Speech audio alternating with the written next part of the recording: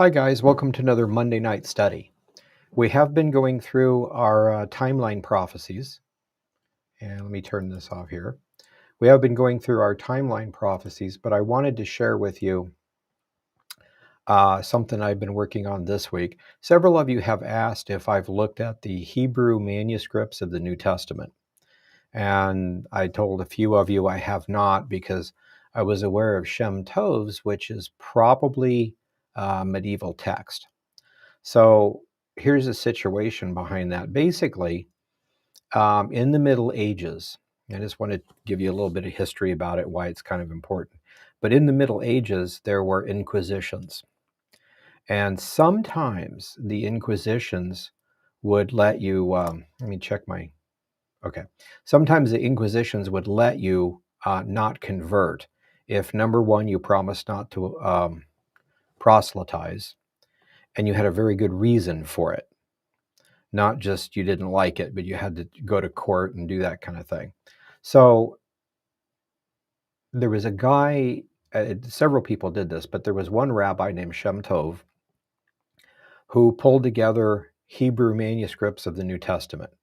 Now it's thought what he did was simply take the Greek, translate it into Hebrew, and then you would notice stuff, and then have texts, that kind of corroborate it, maybe a certain version of the Septuagint or whatever.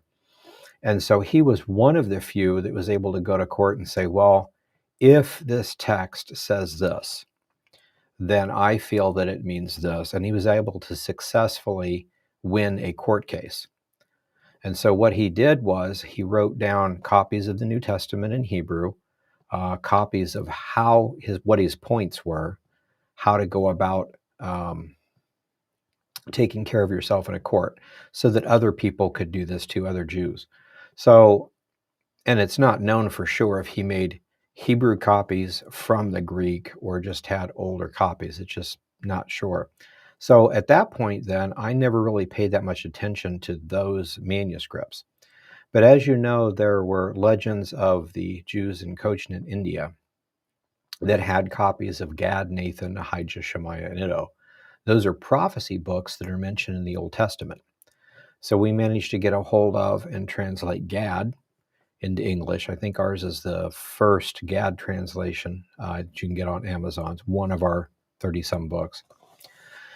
And I've got fragments of Nathan, and I've been going through the Dead Sea Scrolls with these things. Well, several of you had asked about the newer manuscripts that people had begun talking about. And I didn't bother looking at it because, I figured it was more of the Shem Tov stuff. And these things, as far as radiocarbon dating, are Middle Ages, but the text looks like it's old. And it was from the area of the same place where we got Gad. So that really piqued my interest. So I've been looking at a few of the pieces.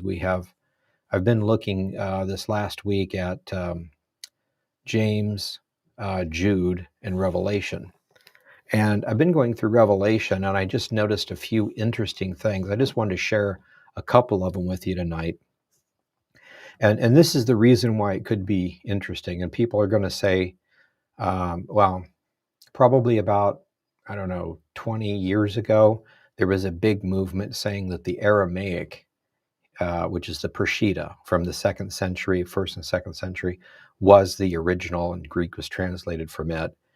And almost everybody says, no, that's not the possibility. So it was kind of like shoved in the corner and ignored. Well, that's not the point. The point is, whichever one was the original the original writing in the 1st century, if you have people that make copies of it or translations in another language from the 1st or 2nd century, where they could go back like I do. Sometimes you guys write in and say, Ken, you've got a typo on page 12, and then I fix it. So somebody could say something like that, you mistranslated this word. They could go back to the eyewitnesses and say, is this what it means? And they'd say, no, you mistranslated it, and they'd fix it. You can't do that from the 2nd, the 3rd, and 4th centuries up. So what's interesting to me is when you have, let's just assume, because the church fathers say most of the New Testament was written in Greek. So let's assume you have a Greek copy. It is the original, but it's translated into another language. and say you have a word that has two meanings. Like my favorite example is dream. If I said I had a dream, I might be saying that I had a dream last night and it was a weird dream. I ate too much pizza or whatever. That's one kind of a dream. Or I could be saying, I've always had a dream to become a pastor, and I've never done that, or I've been successful with it, or whatever. It's my dream, my idea, you know. And so that's totally different from going to sleep and seeing visions as you sleep.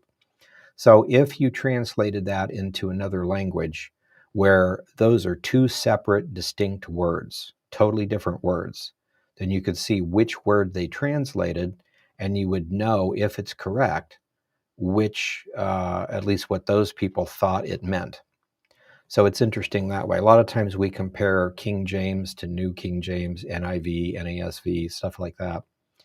And those are, so we get good insights comparing different ideas of translations, but they're all based on the Greek.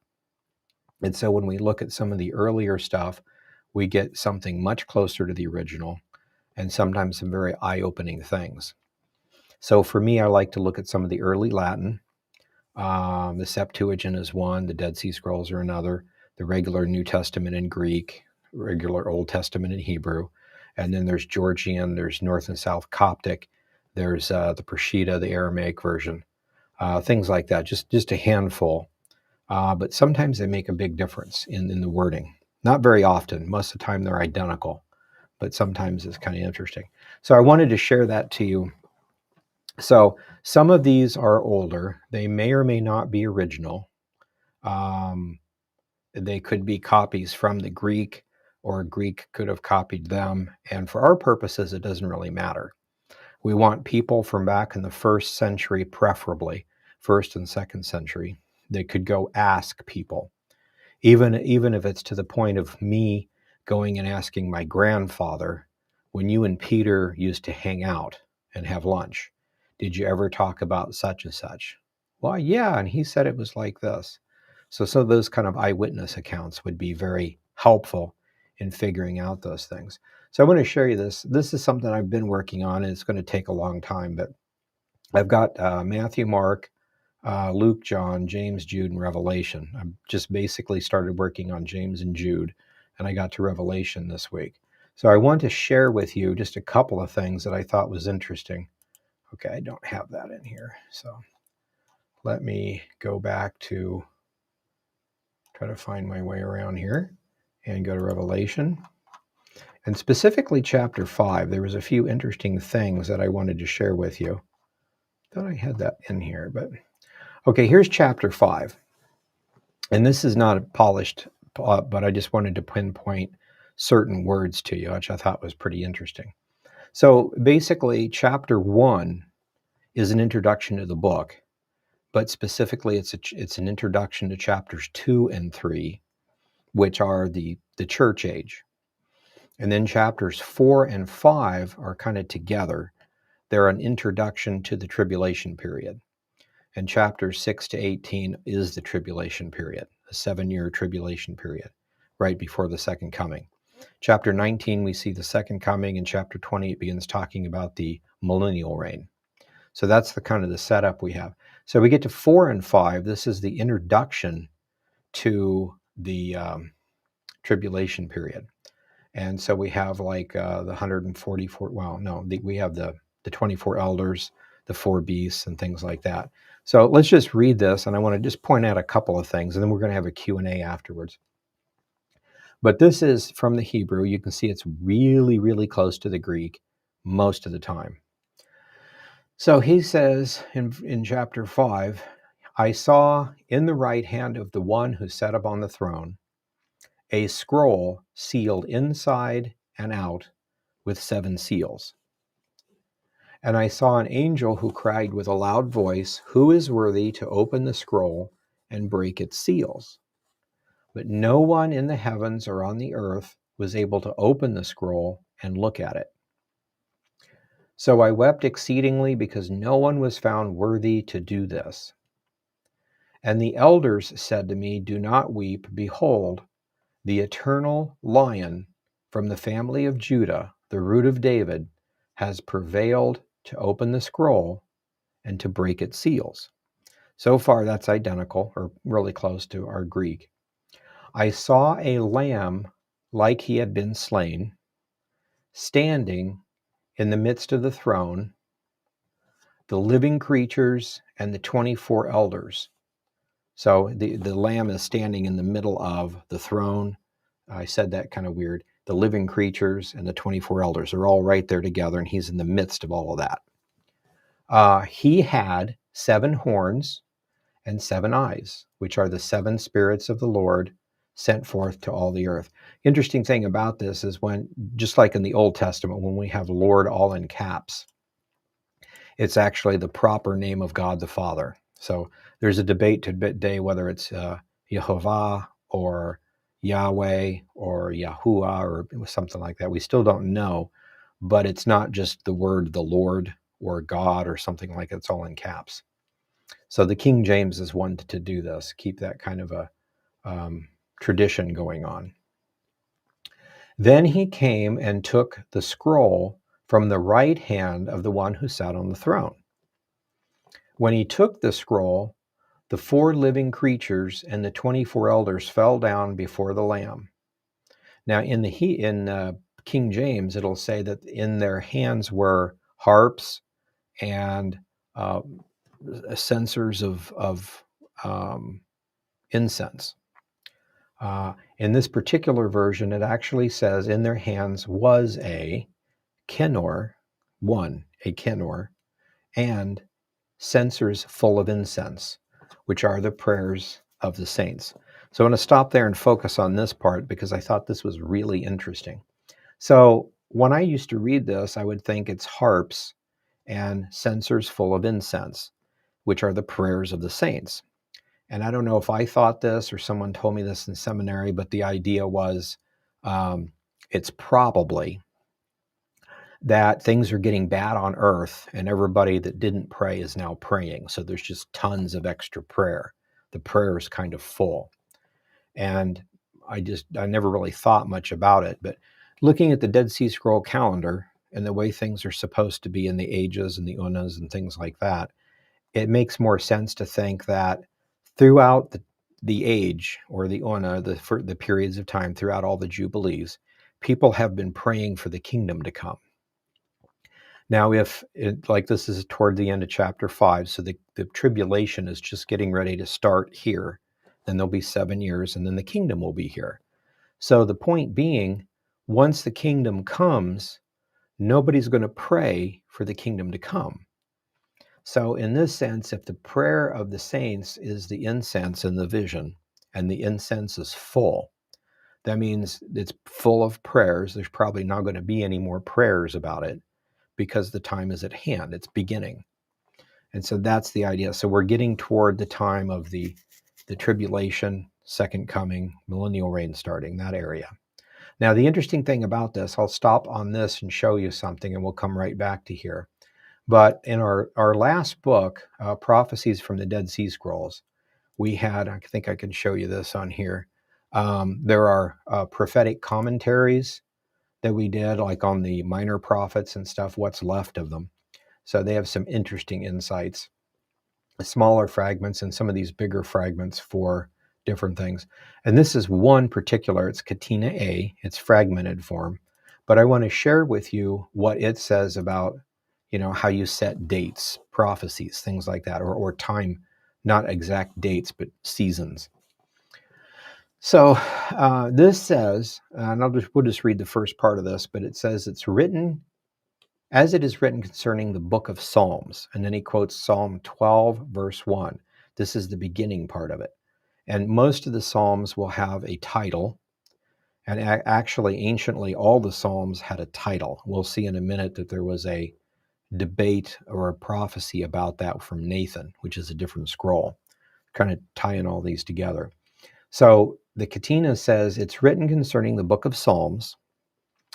And then they quote it. Verse 1 says, to the chief musician upon the Sheminith.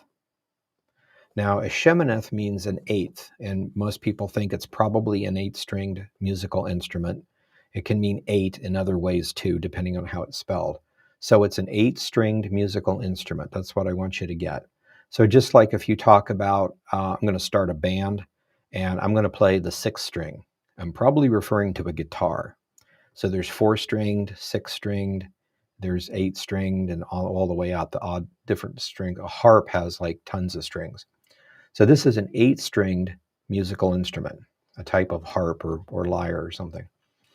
And it says a psalm of David, and then it has verse 1, help, Lord, for the godly man ceases, and the faithful fail from among the children of men. And it goes on. But it quotes this first, the title and the first verse, and it says this. And of course, they'll always quote the thing and then give you an interpretation. It says, for instruction to a people without knowledge. So for people that don't understand prophecy and the way they do the prophecies, they are the 8th Ona. And then it quotes verse 6 and goes on to some other things. But the point is, what it's saying here, and it's hard to see for sure because it's fragmented, but it's saying that Psalm 12 is a psalm that if it's prophetic, it's going to be referring to a certain prophecy that was fulfilled at a certain time. And so if this is the 8th Shemana, or that this means it's referring to an 8-stringed musical instrument, and it said that this 8-stringed musical instrument, for those of you that don't know how we do the prophecy parts, they are the 8th Ona. So what we're talking about is through all of time, according to their calendar, there's supposed to be 14 Onas. An Ona is a 500-year period. And it's made up of 10 Jubilees, which are 50-year periods. So there's 10 Jubilees in an Ona, and then there's Shemitas, and then there's years and months and days and that kind of stuff. So the point being, he's saying that Psalm 12 is referring to ungodly people ceasing and a major persecution that happens probably toward the end of the 8th Una. Well, when we look this up, the 8th Una ends at the first coming of the Messiah. Specifically, 75 AD is the exact end. So a few years before that, you have the destruction of the temple, the Sadducees, and in the 40 years prior to that, you had all the persecutions and all the horrible, horrible things that happened in the temple area in that time period. So with this in mind, we won't read the whole thing, but let me just run down here. I'm going to show you something else on the commentary. Okay, so here it says, the Bible mentions a book of prophecy written by Nathan the prophet. Now we have Gad published. I have some of the fragments of Nathan. This is one of those fragments. I'd like to get the rest of them. But again, it's from the same people that had or the same area at least, that had these new Hebrew manuscripts of the New Testament. So this says, the Bible mentions a book of prophecy written by Nathan the prophet. That's in 2 Chronicles 9:29. I thought it was 29:29. Hopefully that's not a typo. So anyway, so Nathan, Gad is 29:29, I think. So Gad and Nathan are prophets. If you remember, this is back during the time of David, mainly David, but then David and Solomon. So Gad and Nathan are doing things, and they write prophetic books that are not included in the canon. So only fragments remain today, but if we compare this with one of these fragments, what we just learned about in Katina A, about the whole idea that if there is a psalm and it is prophetic, and if it has a title, and the title has something to do with a stringed instrument, you need to know how many strings are on that instrument, and that tells you the time period, the 500-year time period in which that prophecy will be fulfilled. And this may or may not only apply to Psalms, but that's the basic idea that they teach. But so this is what Nathan says. They're trying to figure out how to put the Psalms together, the book of Psalms. So he says, and then I realized that they had debated for too long. Or when I realized they debated for too long, I told them, this is unsatisfactory. We will go together to the tabernacle of God, and we will assemble the degrees of the altar, and upon whom the Spirit of God descends, will tell us the order for the book of Psalms. And this is interesting. When you look at Gad, David had the same attitude. There was a Moabite that came up and kind of liked this one girl. So he wanted to fully convert to Judaism, become a full-fledged Jew, so he could marry this lady. And so he comes to David. He's a stable hand or something like that. So he comes to David and says, I want to convert. And he says, it's forbidden. You can't convert. Scripture very clearly says Egyptians, Moabites, and Ammonites can never, ever convert. And he goes on to tell him that you're a believer, you're saved, but it is not your place to become Jewish. And he says the same thing to King Hiram of Tyre. So that's an amazing text. Those two, anyway, really helps us understand some of these hyper Hebrew roots guys that tells us that we're supposed to convert to Judaism. We have to do these laws, etc. That's actually forbidden for some people. But anyway, he's telling him this story, and the Moabite says, well, that's all fine and dandy, but your grandmother was a Moabitess. So she found a way to convert because she converted. She married a Jew. She had, a child, and that child was your father. So you're a direct descendant. This is your grandmother we're talking about. So the reason you're on the throne is because a Moabite became a Jew. And I know the law says Moabites are not supposed to become Jews, but she did. So how did she do it? Why was it allowed? That kind of stuff. And so you would think David would say, well, there was probably a special decree with the Sanhedrin. Let's go ask the Sanhedrin and they'll tell us how to do that. But David's attitude is like, Sanhedrin, that's got nothing to do with anything. Don't care what the Sanhedrin says. I'm going to grab the Urim and Thummim. We're going to go and we're going to pray. We're going to ask God. So that whole attitude is totally different. I just think it's fascinating. If something happened at your church, for instance, your first instinct might say, let's go talk to the pastor and see if we can get an exception or whatever, that kind of stuff. But your first attitude should be, I respect my pastor and will be obedient when I'm at church and everything. But my first, forget about the pastor. I'm going to go pray. I'm going to ask God what I should do in this situation. And then, do other things too. So it's interesting. So he's having the same situation like what David did with Hiram and with the Moabite. There's got to be an exception to the rule because of this. And so David's like, good point. I'd never thought about that. Let's go find out. So he's doing the same thing. They're debating on how to put the Psalms together. And that's not up for debate. We're talking about God's word here. So forget the debate. We're all going to, this is an order. We're all going to get together, go up, get the Urim and Thummim. We're going to pray, see if the Holy Spirit descends on somebody, and God will tell us exactly what we're going to do. We're not going to pretend with this. So that's an amazing thing I think we need to keep in mind. But he says this is unsatisfactory, so we'll get together, we'll go to the tabernacle of God, we'll assemble the degrees of the altar, and upon whom the Spirit of God descends will tell us the order for the book of Psalms. Everyone accepted this condition, and we went to the tabernacle of the Lord. The son of Korah climbed up to the first degrees of the altar and spoke, but he did not receive a prophetic word, so he stepped down.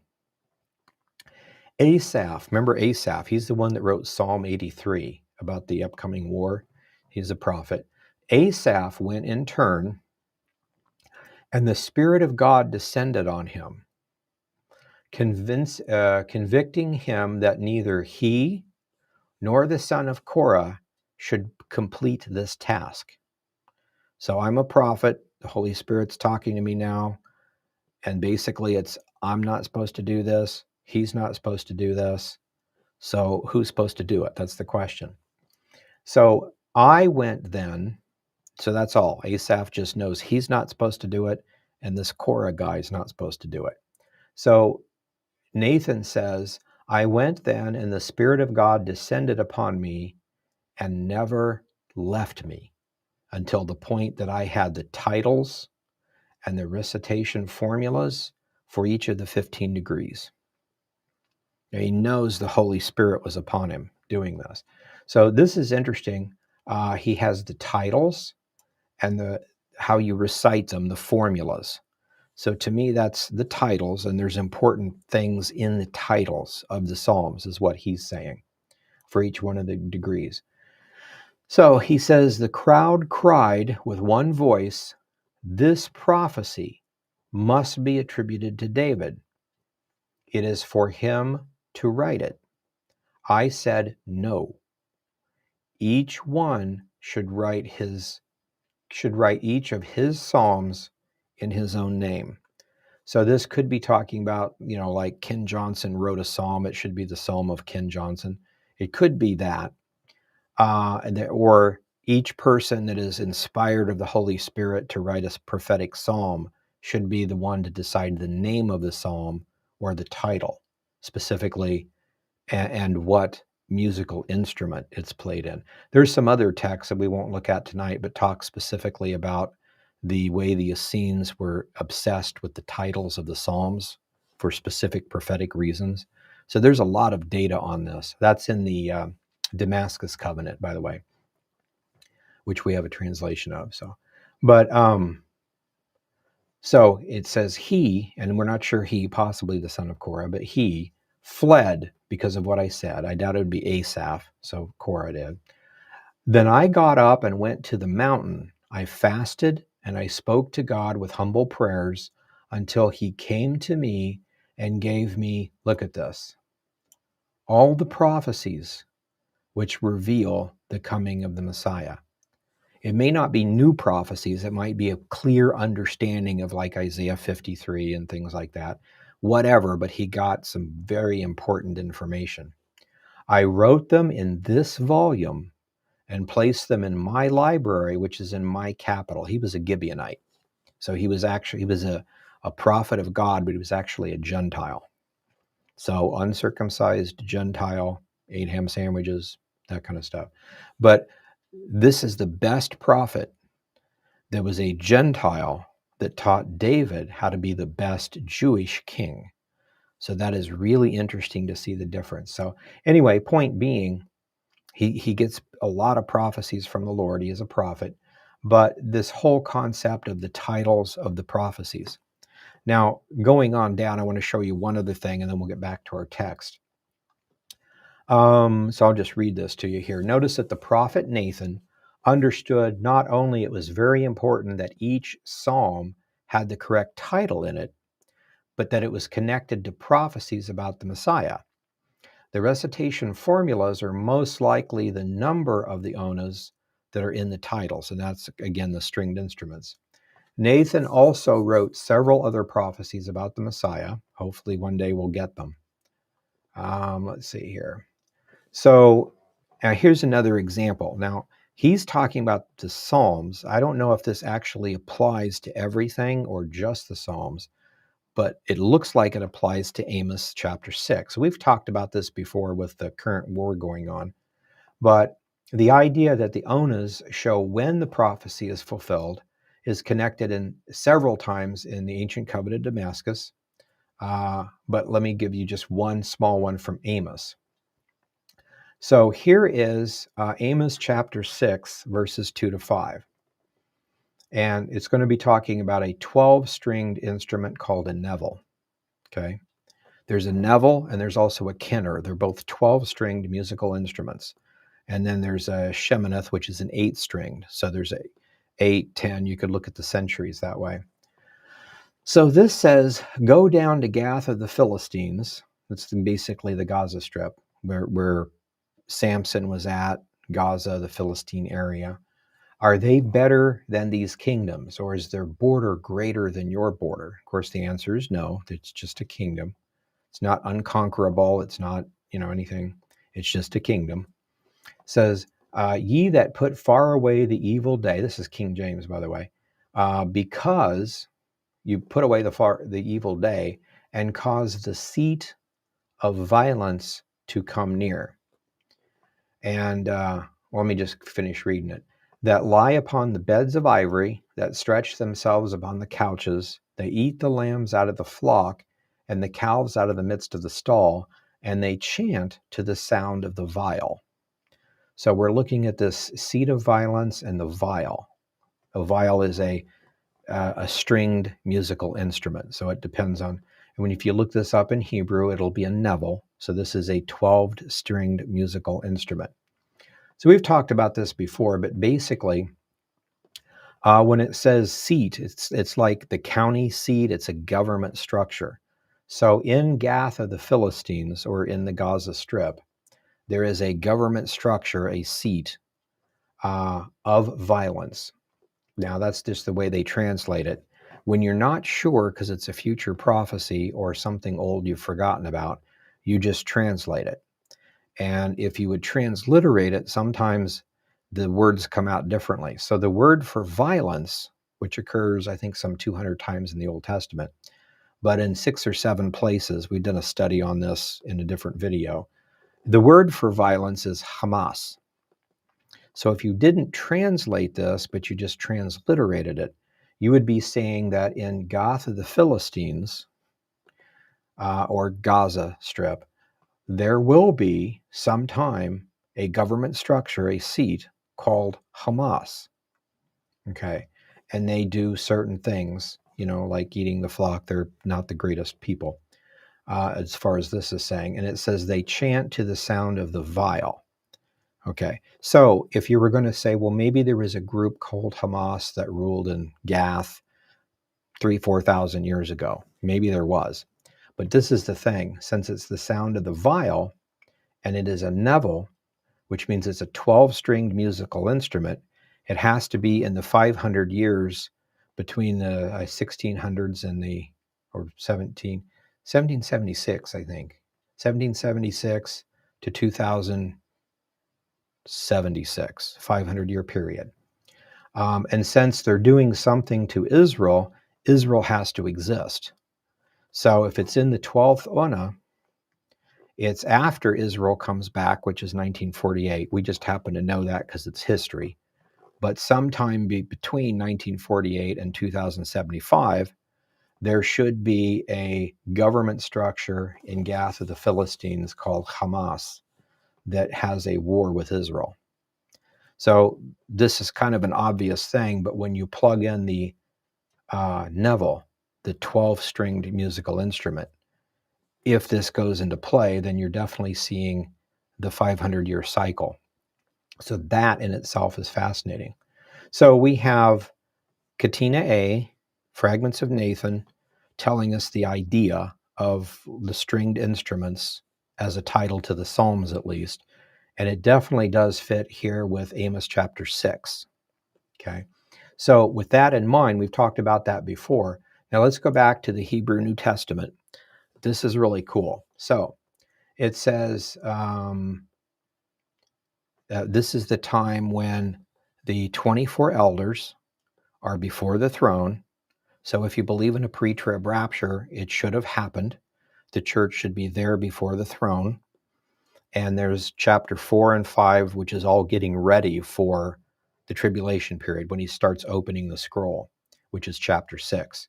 So during this beginning period where it's getting ready, it says that he took the scroll, the 4 living creatures and the 24 elders fell down before the Lamb. In their hands were a kinnor and censers full of incense, which are the prayers of the saints. So if the prayers are contained in a censer and they're now full, it means we're getting ready to answer that prayer, or he's getting ready to answer the prayer, which means tribulation period and second coming are just around the corner at this point. But it says in their hands, instead of viols or harps, like it says in Greek, it says a specific one, which almost means like it's going to end. And it's a kinnor. So a kinnor and a nevel are both 12-stringed musical instruments. So it's just interesting to me to see this. It didn't say harp, viol, an 8-string, a 6-string, or a flute that doesn't even have strings. It's nothing like that. It happens to be a 12-stringed musical instrument. That to me is just interesting. So we know this is before the rapture. or well, the rapture has happened, presumably, if the 24 elders are the redeemed, are the church, and they're now in heaven, and we had chapters 2 and 3, which is the church age, then the rapture has happened, but the tribulation has not yet started, because this is the introduction period to the tribulation period, chapters 4 and 5. So that's interesting. So the prayers of the saints are about to be answered because it's the end of that Ona. Apparently the Ona is the 12th because it's a Kinor, which is right about now. Now, also look at this. We'll go on just a little bit more. And they sang a new song saying, and that's interesting, it's a new song. This is a song they couldn't sing before when they were on earth before the rapture. Now they've been raptured. Now they can actually sing a totally different song because they're in a different time and different things are going on. So anyway, they sing a new song saying, "You are worthy to take the scroll and open its seals, for you were slain and you redeemed us by your own blood." Now, this is interesting to me, and most of us just pass this by, but if you grab a TR-based Bible, like a King James, New King James, it'll say exactly the same thing here. You have redeemed us by your blood. So it's this us right here that we're focusing on, us. There is, and most of the Greek texts will say that too, but there are a few critical texts, which is a different kind of Greek family, that actually says you have redeemed them by your own blood. And at first, you're probably thinking, us, them, all of us, whatever, who cares? But the thing is, when I was back in seminary, we weren't actually doing debates, but we were studying debates and different things. And we were watching a video about people debating the pre-trib rapture versus a mid-trib rapture, that kind of stuff.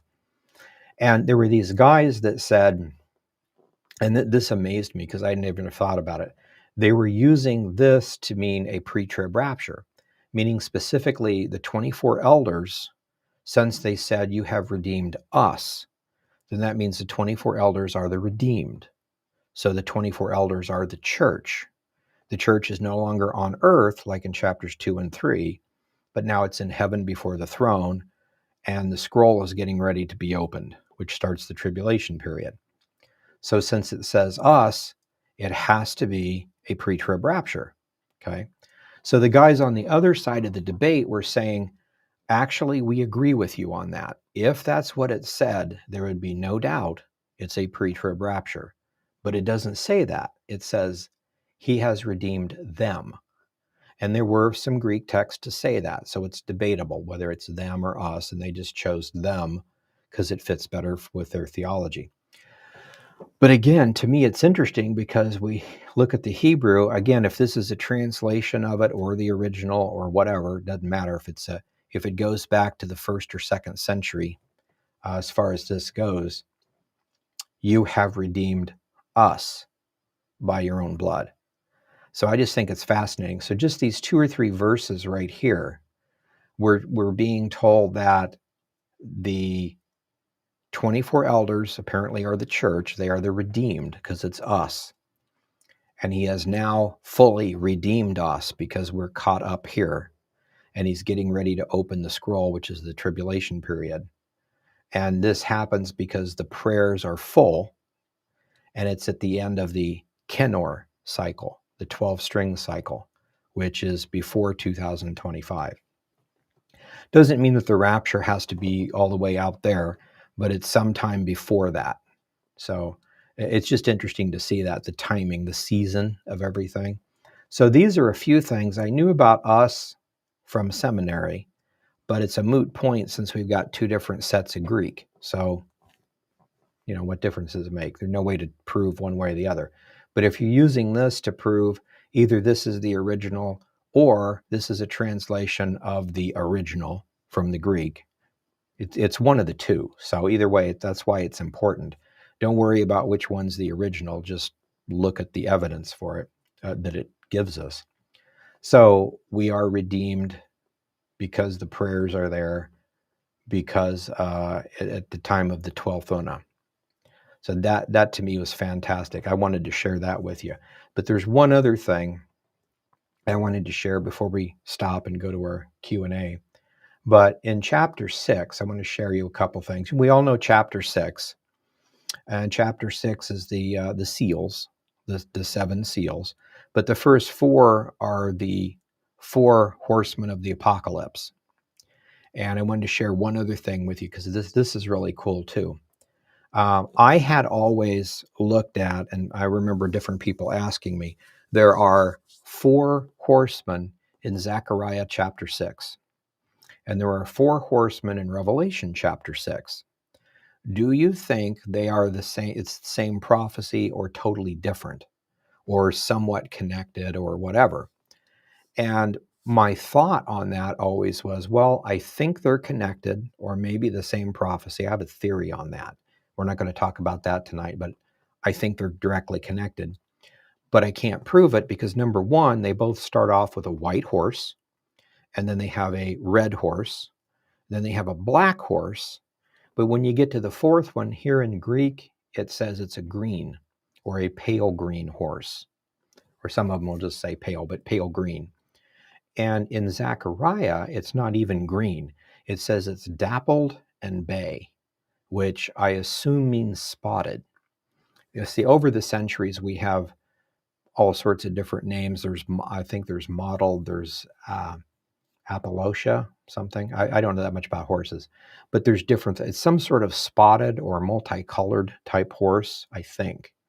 I'm not sure we know for sure what it means. I just know that it's not a complete pale green. I've never seen a pale green horse, you know. So there's a difference. I assumed that dappled and bay kind of meant spotted, and if it's not a real pretty like pattern, like a leopard or something, you know, a leopard spot, that's kind of pretty. But if it's like all garbled, it might look like it's diseased. And maybe green, you think of sicky green, looks diseased. Maybe that's the connection, but you can't prove that. I mean, and if it's different, maybe they are related kind of, but totally different prophecies. So that's about as far as you can go with it. However, this says, and we'll go ahead and read this. It says, I saw a lamb open one of the seals, and I heard the 4 living creatures with one voice say, come and see. I saw a white horse, and he who sat upon him had a bow in his hand, and a crown was given to him. And he went out to conquer, and he did conquer. And then afterwards, the 2nd seal was opened. I heard the 2nd living creature say, come and see. And a red horse went out, and he who sat upon him was given power to take peace from the earth. So far, it's basically identical. A little bit of a different wording, but same idea. He was given a great sword. And the Lamb opened the 3rd seal, and the 3rd living creature said, come and see. And I saw a black horse, and he that sat upon him had scales in his hand, or a set of scales, you know, to weigh stuff. And then I heard a voice in the midst of the 4 living creatures say, a measure of wheat for 2 coins, 3 measures of barley for 2 coins. Now, in our Greek, we have a measure of wheat for a coin and 2 measures or 3 measures of barley for a coin. You could have multiple crops of barley per year, not the same with wheat. So barley is always going to be cheaper. So I understand that. But instead of a coin, it's a 2-faced coin or a 2 coins, or it's hard to tell exactly. May not make any difference, but anyway, point being that food gets really expensive. So he's got 1 measure of wheat, 3 measures of barley for the 2 coins, but for the oil and the wine, do not damage. Again, not too, it's just like it is in Greek. I'm not sure what that means, but this is the interesting part. When he opened the 4th seal, I heard the 4th living creature saying, come and see. And I saw a strong speckled horse. That's probably the best way to translate it. And he who, you know, that's the sicky green color, the pale green. And he who sat upon him was named the angel of death, and Gehenna followed after him. So it's Gehenna instead of hell, and it's angel of death instead of just death.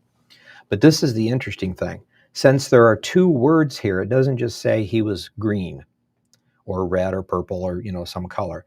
It is strong usually means a very contrasting, strong color of some sort. And then speckled is dotted or speckled or whatever. But now that this is Hebrew, the cool thing about this, I went back and looked this up in Zechariah chapter 6 just to see if it's similar or the wording. And come to find out, the two words that are here, they are the exact same two words to describe Zechariah's 6th chapter. So like I said, I think I got a note down here. The King James says, where'd it go? So I thought I had it. Okay, you. Right, right here. It's an exact quote of Zechariah 6:3. The King James has grizzled and bay. And when you look up those words, it's some sort of strong colored, multicolored, dotted, spotted, however you want to describe it. It's descriptive. And again, I'm not sure that everybody agrees or we can figure out for sure what it means. Like if it's a bright white, we'd call a white horse an Arabian, and I don't know what they called it back then, but just describe it as a white horse. So, but the important thing is, I don't think somebody said I lost sound. Okay, testing 1, 2, 3. Let me look and see. Testing 1, 2, 3. Okay, there we go. I think, yeah, they said I lost sound for a second. Hopefully I'm back to normal. Okay, so anyway, point being is that the two words are identical with Zechariah. So Zechariah has 4 horses, which is white, red, black, and speckled, bay, green, whatever. And this has the white, the red, the black, and the speckled, bay, whatever. So they're exactly the same. So I think that's really interesting. When you plug in Zechariah's 4 horsemen being between the 2 brass mountains, and then where the horses go, which is part of that prophecy, I think it fits in here perfectly with what's going on. But that's always been a speculation on my part. And but now it's no longer speculation, because we have a Hebrew manuscript to tell us exactly that it's exactly the same. So I just wanted to share those two with you. To me, it's been really interesting to look at. And there's some amazing things in Jude and in James.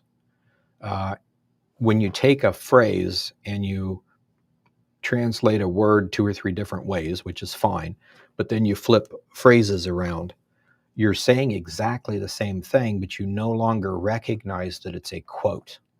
So if I quote, let's say like Psalm chapter 2, verse 1 or something, but I change a couple of words and then flip them around, you probably won't recognize it's a quote. So there are several things like that in here where you all of a sudden recognize they're not just saying this is what's going to happen. They're actually quoting more Old Testament verses than we thought they did.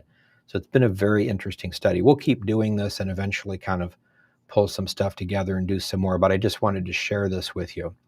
So the 4 horsemen of the apocalypse are identical in description to the 4 horsemen of Zechariah. The 24 elders are us, the redeemed. And that event happens sometime in the 12th Ona, according to this. And then there's some other things in there too. So just wanted to share that with you. Hopefully this has been a good study. So let me stop here and go over to the chat room, see if there's any questions. Okay. Super chat, $5 donation. Thank you very much. Really appreciate it. Let me hop over to here too. Oh, there we go. Okay, 7,000 years of history in 3.5 ages. That's correct, because each age is supposed to be 2,000 years. There's the age of creation, age of Torah, age of grace, and then a kingdom age, which is half of that time period. It is interesting, 7,000 years, 3.5 years. So after which Satan must be loosed and cast into the fire. After 3.5 years of a 7-year tribulation, the Antichrist is defeated. Oh, that's true too. Could it be? Could it be a picture? That is an interesting picture. It very well could be. So many things like that are replicated, and I think it's just one way of the Lord saying, "I'm in complete control."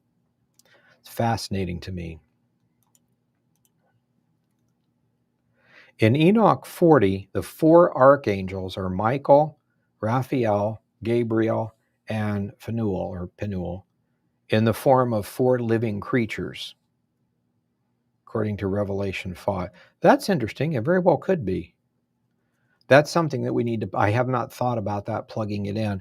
I've been studying all the other prophecies in the Old Testament and then Dead Sea Scrolls like this, and haven't really plugged it into Revelation, because when I studied Revelation a long time ago, it was so cryptic and full of symbols. It's like, well, first you've got to define all the symbols, or you can't even get started, really. So we're finally beginning to do that, plug things in there like that.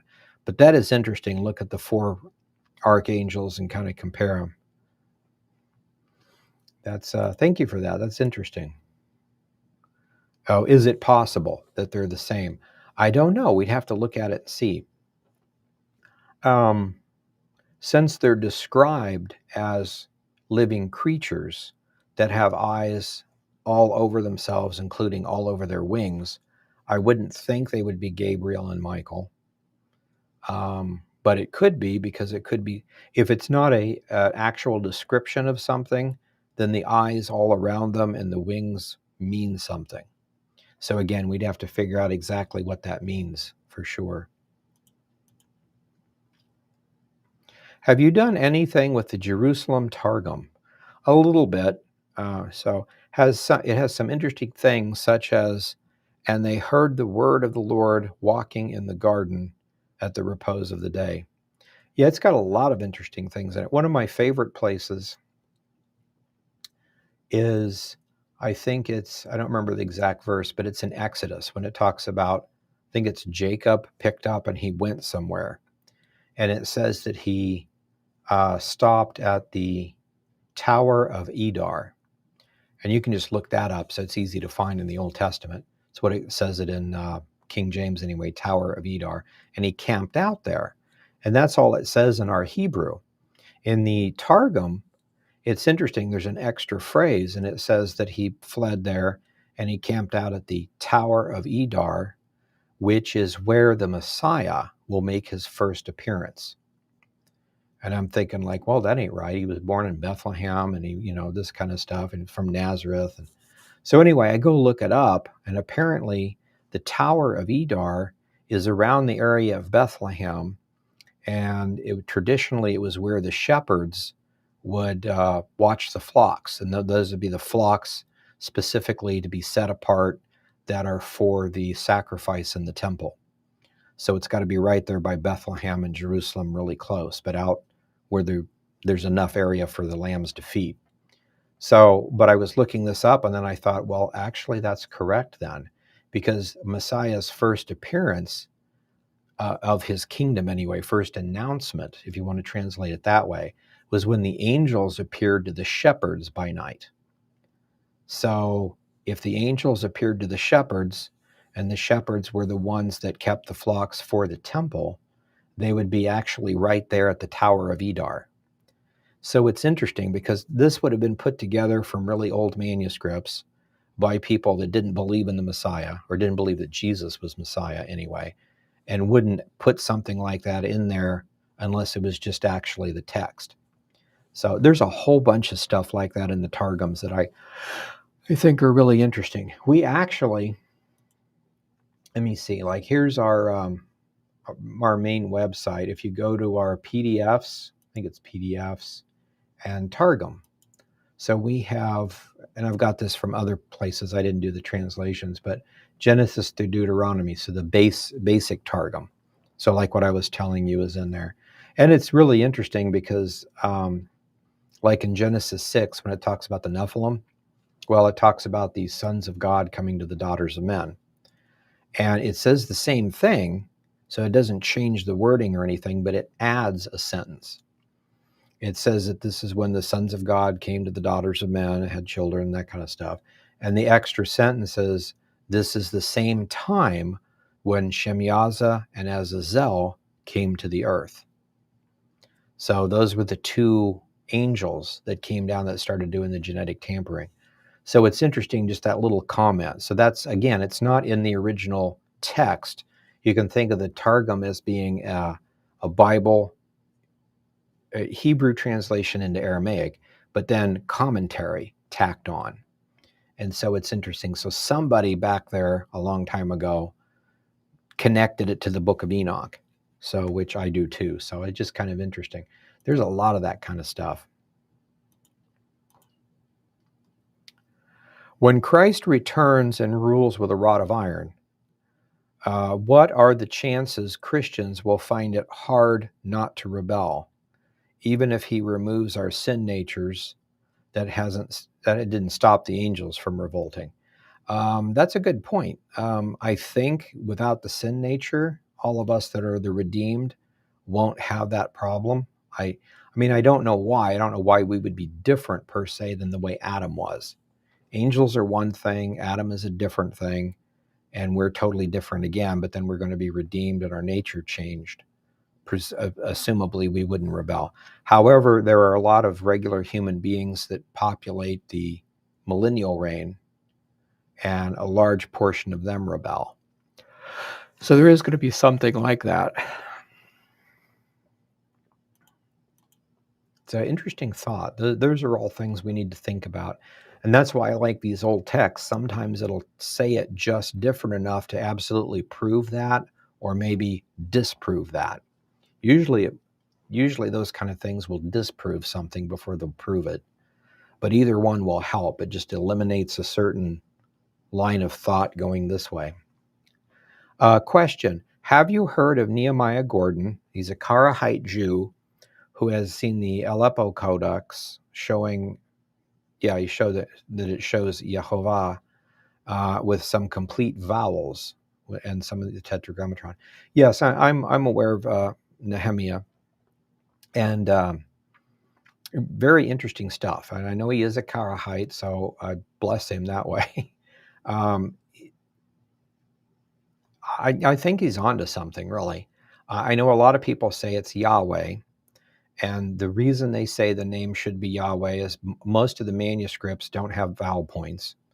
And of course, they that do, the vowel points didn't come around until like the 7th or 8th century. So no matter what vowel points you have, it could be somebody's interpretation of how you say it, that kind of thing. And there's these theories, like you take the vowel points of Adonai and put with the Yad He Vohi, and then it comes out Yehovah or Yahweh or whatever. God, it actually comes out for Yehovah, so they're just assuming that it was a made up thing. And he's given some reasons why that wouldn't be the case. Because if you do put those vowel points in with it and then say it as a proper name, there's, I think it's called quiescence, but it's when the vowel points kind of squish together. So if a word starts or ends with a Y, an H, an A, or a vowel, then sometimes that can change. It becomes a long sound or a short sound, or the H's or the Y's drop out, stuff like that. So his whole point was, if it's Adonai, the vowels from Adonai, making it Yehovah, but then you run it through together, it's probably not going to be Yehovah. So he's thinking that's actually a name. And the thing, he hasn't said anything that I know of about Yahweh. I haven't listened to him a whole lot on that, but what I had learned was the reason they think it should be a W, so it's Yahweh, is because there is translation text. So there's an Egyptian text that talks about the Hebrews worship a god Yahweh. And, and that's the cool thing about, again, you take a text and you're not sure what it means. You translate it into another language. You find out what it means or how it sounds or whatever. But see, that just means that's how the Egyptians said the name of the Hebrew God.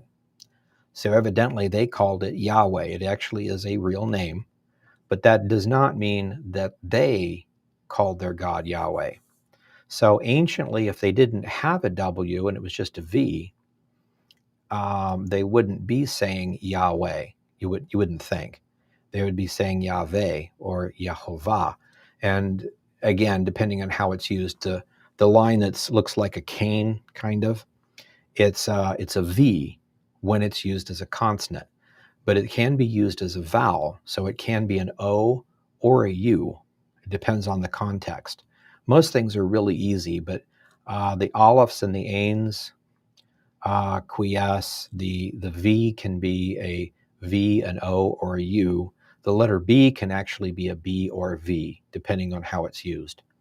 Once you get used to the text, or the grammar, it's not so bad. But then again, just because they do that today and have over the centuries doesn't mean that's the way they did it 3,000 years ago. So when you're talking about how to say a word, you really have to go back and ask the guy 3,000 years ago how he pronounced his name. You can guess and you'll probably get it right, but one of those things. Yeah, I've seen those same codices, and it's really neat to see those. And it almost brings tears to your eyes. You get to look at that and it's like, hey, that's Yehovah. But again, I can see people arguing it both ways. But I'm inclined to think that it is Yehovah rather than Yahweh or Yahuwah. Although I can see how, again, like the V becomes a U, that's how they get Yahuwah instead of Yehovah. So I can see how you would do that. It is a possibility, but we just don't know for sure.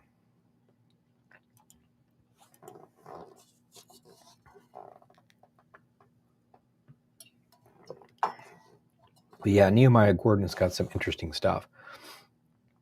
Do you have an opinion on the possible very small fragments of Mark and Luke that were discovered in Qumran? Not really. They're small enough that it could be Mark and Luke. Some people have said it's part of Enoch. Some of those texts are so small they get down to one word and then a letter. And I honestly don't know how you could, in good conscience, say that that is a quote of anything. I'm sure it's a quote of something, but you really need 3 or 4 words to say. And then, of course, sometimes they will paraphrase. And church fathers will do this all the time. They'll paraphrase. And if they have a big enough quote, you can tell they're quoting from Mark or whatever. But when it gets down to a small fragment. So no, I don't really have an opinion. It should be, because the gospel should have been written before 70. And I know there's a debate on that of when they were actually written, but they should have been written fairly early. The Qumran people closed up and left by 70 is the normal thing. Actually, according to the text, when you look at Wars, I think it's Wars of the Jews, the last chapter, last book, he talks about the shutting down of the Essene temple in Egypt, which was a couple years after the destruction of the Jerusalem temple. And that's when the Essenes would have picked up and moved. Most of them become missionaries, because they accepted Messiah. So it's possible, but I think they're so small it's really hard to tell for sure.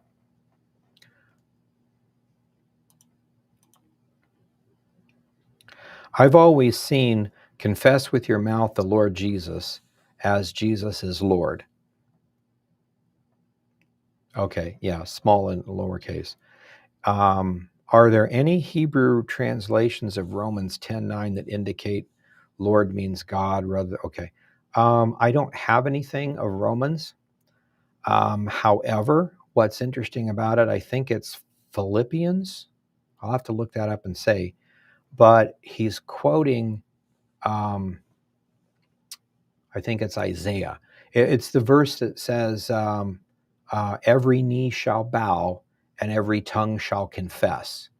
And Paul quotes it by saying, every knee will bow and every tongue will confess that Jesus is Lord.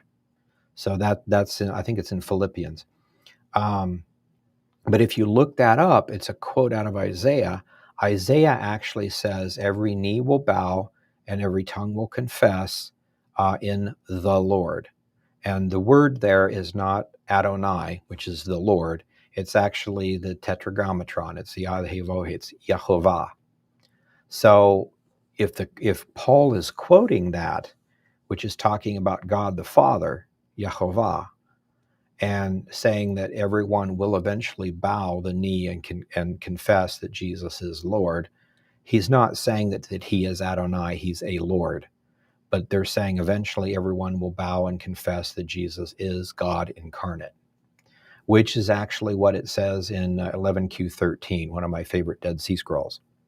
So again, it's all together like that. So no, as far as Romans 10, because there's nothing like that, but the quote Paul did of Philippians from Hebrews or from Isaiah proves that it's Yehovah, not Adonai. So interesting stuff. Because I remember in seminary, they originally told me that that was the only epistle that didn't quote the Old Testament. And I'm like, yeah, it does, doesn't it?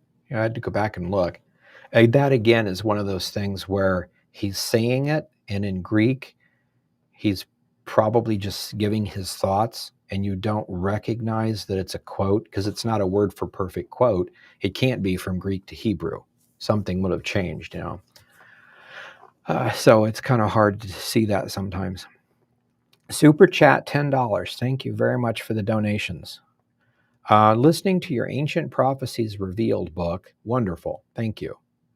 Did you make reference to a Bible unearthed in Ireland that was bookmarked at Psalm 83? Maybe I misheard. Yes, I did in there. I put that together, I think it was 2006. And there was a war going on. I forget exactly what was going on. And the rabbis were saying that this is a fulfillment of that war. And it very well could have been. And I think I said it probably was because they said that. But then it came back again. So the whole idea is if they're supposed to invade Lebanon and keep southern Lebanon. The new border of Israel is at the Litani River, according to the prophecy in Obadiah. So that's what we're waiting to happen. But they've actually done that twice and then given up, got it back, given it up, and now they're doing it, I think, a third time. And so hopefully this time they'll keep it, which you don't know. Eventually they keep it, and it's got to be before the millennial reign, and we don't have that much time left for playing games like that. I mean, I suppose if the war was over now, 5 years or so later, some politician could say, let's give them the back, and then the whole thing would start over again. So it's happened a couple of times. But yeah, but at that same time during that war, there was a Bible, like a medieval Bible around the 10th century or so, I think it was, that was kind of laminated, like we do with pictures and stuff, make art out of it, or it was just that way because it was lost in the bog. But when they got it out, it was, all solid one piece, but it was opened to Psalm 83. And they thought it was really interesting that an ancient Bible would be found open to Psalm 83 when it looks like Psalm 83 might be going on right now. So that's really interesting. It has to mean something. I don't think that could be a coincidence, but it could be the start of something or connected with it. So yeah, it's pretty interesting when stuff like that happens. Gene became a member level Archangel. Thank you very much. We appreciate all the buying the books and all the donations through Give, Send, Go and through PayPal and stuff like that, and being a member here. Appreciate you guys reading the material and listening to the stuff and then chatting, giving me ideas of things. Been very good. That's actually because I would have passed by these Hebrew New Testament things because I've done that before and I was thinking they were the same thing. I'd already looked at them. Bad habit of mine. Oh, I've seen that before, and got to stop that. But there's a lot of new stuff coming out. Is there any mention or explanation of the Gizra, a separate place in the Dead Sea Scrolls? Not that I know of. I mean, I'd have to go back and look at everything or try to find them in the Hebrew words. So I don't think so, at least not by that name. But that doesn't mean that it's not there. Like holy place could be talked about as the center part of the temple. And if you said it that way, the word wouldn't be there. But so as far as I know, there isn't one. Sorry I was late. How and where do we get the Hebrew? How and where were the Hebrew manuscripts found? These particular ones were from Cochin, India, and in that area. And so that intrigued me because that's the same area with the Jews that have copies of Gad, Ahijah, Shemaiah, Iddo, and Nathan. And we managed to get Gad from them. Of course, it had been translated into another language about a century back, so that wasn't that hard to do. But to know that, to find a copy of it, well, a copy actually came out of the Vatican Library too. And there were some other fragments found. So there's a few fragments around different places, one full one out of the Vatican Library, one full one from Cochin, and one of the two or both, I think, is in a certain museum in England. So that was enough to pull it together, especially when they're almost identical in the text. So, but yeah, these are from India. So that's that same area. And that's what makes it really interesting. And when you look at the writing, I'm sure if you did and I don't know if they have or not, but I'm sure if you did a radiocarbon dating on the paper, it would probably be Middle Ages. That doesn't mean much because if you did radiocarbon dating on my King James Bible, it would show a couple of decades ago if it's accurate. But it's a translation of something further back. So if these guys kept the same wording and didn't change anything and have faithfully recorded it down through the ages, it should be, and the language and the structure looks like first, second century. And when you have differences like that, it's just interesting. Now, with that one about the horses, for instance, the fourth horseman, I could see somebody saying, it's not pale green, and then writing in what Zechariah said. So I can see that, but there's a lot of little things in it that makes you wonder, why would you go to all that trouble and then try to make Messiah look real if you don't believe in the Messiah? It's just, I don't know. There's several things like that. So anyway, it doesn't really matter. It's from, obviously, the original text may or may not have been altered, but probably from second century or somewhere around in there. So anyway, so India, same place we got Gad from. Where did any translation ever get green from speckled or multicolored? I have no clue. I just know that it was, we could look up green and see what it's related to, if it's like emerald green or another kind of green. And maybe it's, my theory was when I first looked at it is that it was connected with being, because people could say you're looking a little green. When you're getting ready to throw up, you've caught something, you're sick. So that's always been a symbol for sickness. And so if you're, and of course, that's what it's talking about. You're talking about the Antichrist coming to power, a major war, and then famine because of the shortness of the food. And if there's death and no food and no shelter, there will be disease and death because of it. So it makes sense that that would be a disease type thing. It's green. So I don't know. It's when I was looking up the two words, it one of the words meant really bright colored, and then to a sense red, like a bright red speckled. And I don't know if it means that for that or not, but there's and again, I'm not a horse person, but the dark red horses, and then there's black horses and white horses, Arabians. I know that whites are Arabians, but I'm not sure. There's several different kinds of speckled, or speckled and bay, or I think they're called mottled, or were until recently, or something like that. But um, that's the interesting part. You go through the centuries, and everybody begins to change the names. So, and again, I don't think it's super important that we know the Antichrist is the white one and the war is the red one, other than the fact that it's named. So we know the Antichrist is one, the second one is war. So this fourth one, whether it's green or whatever, is the same fourth one as the other prophecy. That's the most important part. I would, however, like to know exactly what it meant in Isaiah or in Zechariah's day. I doubt I'm ever going to figure that out, but I don't think it's super important, but it might be. So we'll keep working on that. Does the scrolls give any evidence to the possibility of a rapture being a harvest, and knowing how the harvest is to be done according to the Lord? Do you think that syncs up with Jubilees? The Dead Sea Scrolls don't say anything directly about that. Gad does.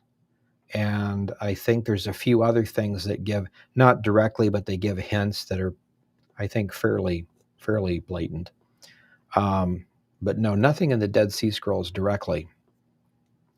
And that's the thing. When we look at the Dead Sea Scrolls proper, we're talking about those 900 manuscripts found in the area of Qumran and Masada, and that area.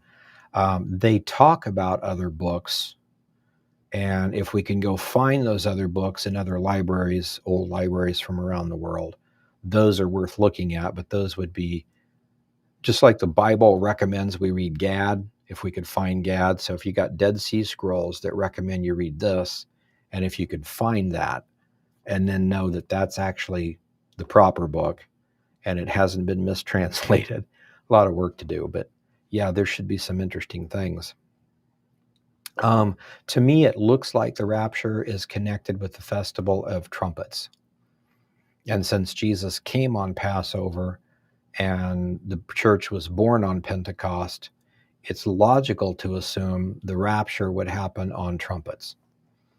Maybe not, but at least the ritual seems to indicate that kind of a thing, an awakening blast. And it's supposed to be the time of the resurrection. So very well could be. So thank you for that question. Does Hebrew revelation come from Israeli Bible Center? Not sure exactly. These were copies that came from Cochin. I'm sure they have them in different places like that. I'm not sure if you're asking a certain group that has them, or where you can get, like photocopies of them. I'll have to get that information to you.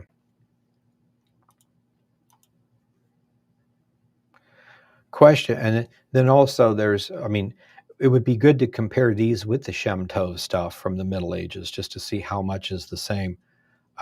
Whether one's an original and one's a translation. If they're really, really close, it would show how good the translators were in the first century. So it'd be interesting to see all of them. I may be getting ahead of your teaching schedule, but in Revelation 8:1, what do you think the half hour of silence is in heaven, or what is it about?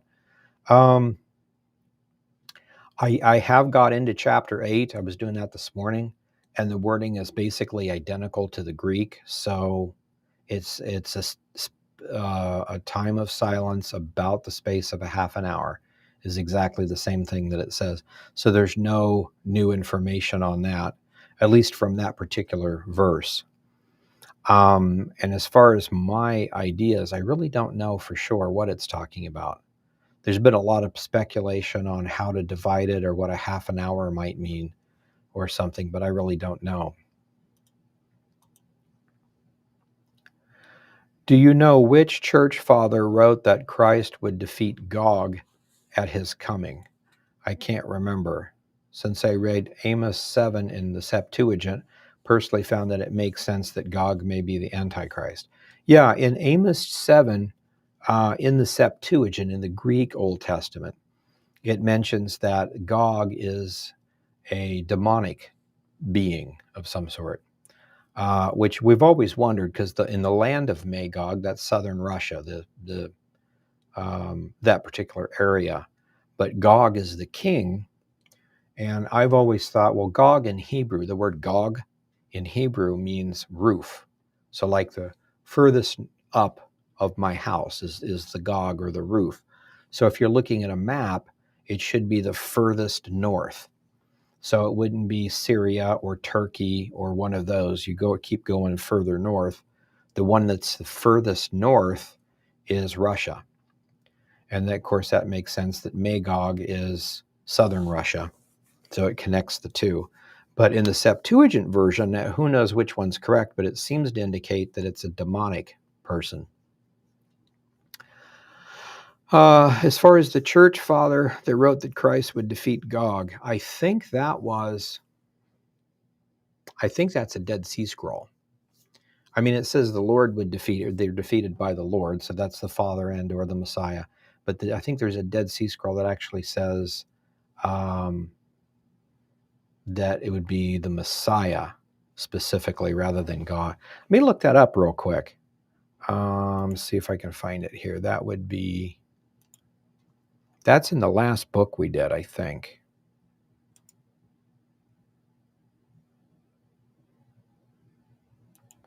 See if I can find it here. That would be, well, let me just do a search for Gog. That'll be good. Do it that way.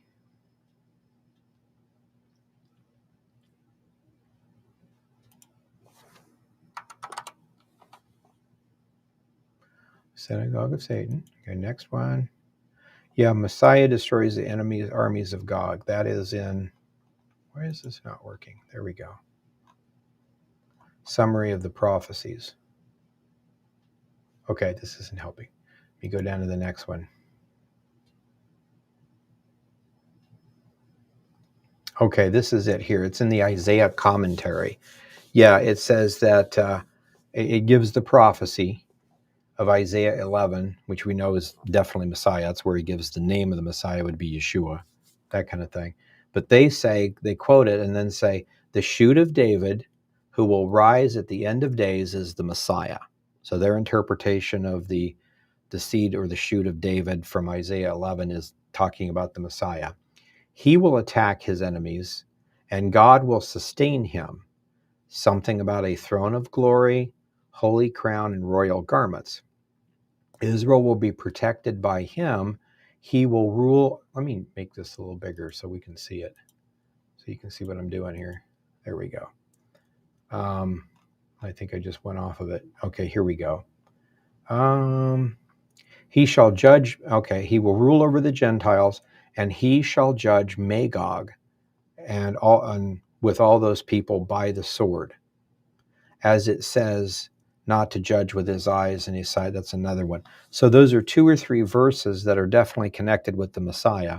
And they say their theology says that this is talking about the Messiah, and he's going to rule over the Gentiles, and he will judge Magog at that point. So it is interesting. So God destroys Magog, but specifically Messiah does. So that's pretty interesting. It doesn't mean that it's necessarily after the second coming, because the Messiah can do anything at that point. But so that's in the Isaiah commentary in the Dead Sea Scrolls. Have you heard of the 4 horsemen's, the colors matching the Islamic flag, white, red, black, and green? It seems like there was a guy that was talking about that. Walid Shobat, I think, or something like that.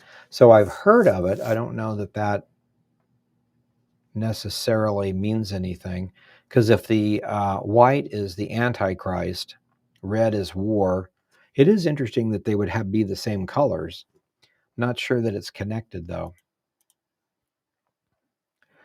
Are the four living creatures the creatures from Ezekiel that which could be stars? Some people try to connect those. That's something that I haven't really looked at. Because it says four living creatures and that they all have eyes around the wings and all around them, but it doesn't describe them per se. In Ezekiel, with the four creatures, you've got a lion, a bull, a man, and an eagle, which does connect up to the zodiac. And not to be horoscopes or anything, but just calendar stuff. It's interesting that you divide the year by seasons. So the tekufas, actually start the seasonal things. So like next week, next Tuesday, we will have a tekufa gathering at my home. So again, I go to Calvary Chapel, Johnson County in Olathe, Kansas, but I have a home fellowship based out of the church on Tuesdays. And we usually do a Bible study, and then we break for the tekufas because that's part of what Noah commanded in the book of Jubilees, just as a way to remind us that, hey, time is passing pretty quick. And so we need to focus on the prophecies. But some of the peoples do connect them to the tekufas, to the constellations, to the calendar. And some people do connect those two. And they may or may not be connected. I can see how the cherubim definitely are connected to the calendar because it's obvious the pictures. In these four, it very well could be, but it doesn't describe what they look like. It doesn't say one of the four creatures was a man, a lion, an eagle, that kind of stuff. So, good question though. Wouldn't it be interesting if we found a Hebrew version of it that said exactly that, though? So then there would be a connection between them. Be interesting. I spoke with a couple of native Greek speakers about the word for seal up in Daniel 12:4 and in Revelation 10:4. They said it's better translated stamp them. If this is so, what might the implication be? I think it's basically the same. I was thinking of that today going through chapter 7 or 8 because there was an interesting thing about when they marked, or it says they seal the servants of God on their foreheads. Ours says that. The Greek says sealed. Kind of the interesting thing about it is if you're talking about an official document, you roll it up and then you put the clay or the wax or whatever you're doing, and then you stamp it with your seal, and then it's sealed. And nobody's supposed to open it until the proper time, or you're going to get in legal trouble. It's a legal document if you're the person that does legal documents. So to be stamped is to be sealed, which would be put away for a time, and then at the right time it's taken out, broken, and read and becomes public knowledge. So I think it's actually got the same exact meaning, to stamp something and seal it. And so the interesting thing about that, I don't know if I still have that up or not. Oh yeah, here it is. Let me see on Revelation. See, again, I'm still working on this. But the interesting thing about it was, actually, I didn't go that far with it. Maybe it's up here. Well, anyway, wherever it's at in here, where it talks about, ours says, seal the servants of God on their foreheads. It actually says place a mark, or it could be translated mark. It actually is the word, the letter Tav, which Tav means to mark or to make true or something like that. But it's really cool because anciently, I don't know if I can do this or not, but you make a mark for a Tav, like when you're writing the letter, is basically kind of an X. But in some cases, instead of an X, it's more of a cross or a T type thing. And to me, I thought it was interesting because they're going to mark the servants of God on their foreheads. If you're talking about making a literal mark or writing a tav on their forehead, like if I took this red pen and just wrote on my, the letter A or whatever, you'd recognize it as that. So an old form of Tav, it could just be putting a cross on my forehead. So that was really interesting, because it made me think of something I think it's in Eusebius church history. There was a comment about Joseph. Joseph began to be worshipped as a god, and so his library before he died was kind of put together, and then it became the temple of the god, whatever. Um, I forget what the name of the god was. Anyway, but when Christianity took root, and then they eventually started destroying all the pagan temples, they tore that one down. And at the foundation of the temple, there was an inscription written in hieroglyphics. And of course, it's a prophecy from Joseph, because that's his library. But the prophecy said that when this temple is destroyed, a new religion will emerge. And its symbol will be, and he has a tav there, or a cross. And I thought that was really interesting. There's no evidence that that still exists, but it's written by the church fathers that, that's what happened. So we know that's the one. It's too bad that we don't have access to that in some of the old manuscripts that may have been hidden in there. But it's just, there's several things like that in the ancient histories that you pull together. All these stories are fascinating, but they're marking him with a mark of some sort, but the mark is actually a tav. So that's interesting too. So the sealing them up or stamping them, it would be the same thing.